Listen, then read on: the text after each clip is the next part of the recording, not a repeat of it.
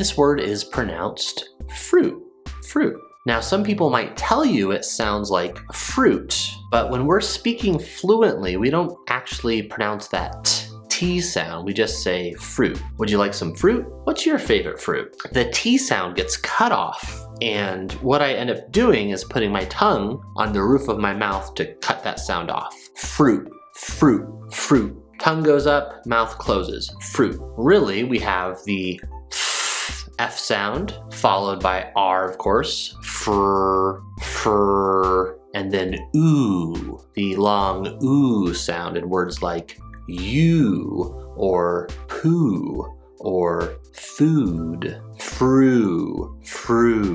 And then again, we don't say fruit, we say fruit. So that cutoff sound. So I'm heading toward the T, but then I stop. Fruit. This is the same thing that happens in words that rhyme with fruit, like boot, or cahoot, or shoot. By the way, what is your favorite fruit? My favorite fruit is probably mango. I really like mangoes. Let me know your favorite fruit in the comments below. And if you want to learn how to pronounce every single sound in American English, go ahead and click on this video.